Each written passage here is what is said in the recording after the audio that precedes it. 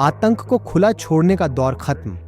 SCO में भारत ने ऐसा घुंघरू बजाया कि दुनिया हिल गई। वो जमाना खत्म हो चुका है जब आतंकवाद पर दुनिया चुप्पी साध लेती थी और कुछ देश मासूम बनकर बयान पढ़कर निकल जाते थे। एससीओ के मंच पर भारत ने इस नकली शांति की परतें उधेड़ कर फेंक दी। जयशंकर ने जो कहा वह सिर्फ भाषण नहीं, पूरे क्षेत्र की सुरक्षा नीति की रीढ़ तोड़ देने वाला वाक्य था। एससीओ की बैठक में दुनिया के सामने भारत ने एक ही लाइन खींच दी, आतंकवाद पर कोई चोरी चुपके समझौता नहीं चलेगा। जयशंकर ने साफ शब्दों में कहा, आतंक को सफेद रंग में रंगने की राजनीति अब नहीं चलेगी। उनका मतलब एकदम स्पष्ट था, जो देश आतंकियों को पनाह दे रहे हैं उन्हें अपने चेहरे पर नकली मेकअप लगाने का हक नहीं है। उनका हर हमला, हर फंडिंग, हर प्रॉक्सी अब रिकॉर्ड में दर्ज किया जाएगा। भारत के लिए यह सिर्फ कूटनीति का मंच नहीं, बल्कि रिकॉर्ड ठीक करने का समय था। पिछले महीनों में सीमा पर ड्रोन घुसपैठ, आतंकी मॉड्यूल्स की गिरफ्तारी और राज्य समर्थित नेटवर्क के संकेत सब ने यह साफ कर दिया कि आतंक को जानबूझकर खुला छोड़ा जा रहा है। इसलिए भारत ने कहा, हम इंतजार नहीं करेंगे कि हमला हो, हम पहले से ही उसका जवाब तैयार रखेंगे।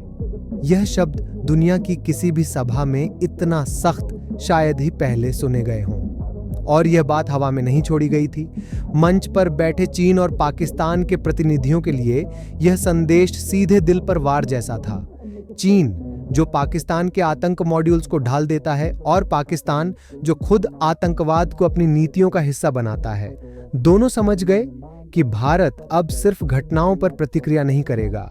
भारत ने साफ कहा, हमारे पास खुद को सुरक्षा देने का पूरा अधिकार है और हम उसका इस्तेमाल करेंगे, चाहे किसी को पसंद आए या ना आए। इस भाषण ने भारत की नई विदेश नीति को सामने रखा। कूटनीति तब तक जब तक सुरक्षा खतरे में ना हो, और खतरा दिखा तो भारत बिना हिचक एक तरफा एक्शन के लिए तैयार है। यह बिल्कुल नई दिल्ली का नया स्वभाव है, जीरो टॉलरेंस का नहीं, जीरो बकवास का।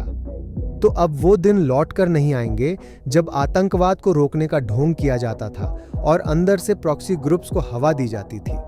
भारत ने एससीओ में यह साफ कर दिया है, अब आतंक को खुला छोड़ने वालों का समय खत्म है। घुंघरू भारत ने बजा दिए हैं और नाचना अब वही सीखेंगे जिन्होंने दशकों तक दुनिया को अपनी दोहरी राजनीति से नचाया था। अब ताल किसी और की चलेगी और इस बार भारतीय ढोल की आवाज सबसे ज्यादा सुनाई देगी।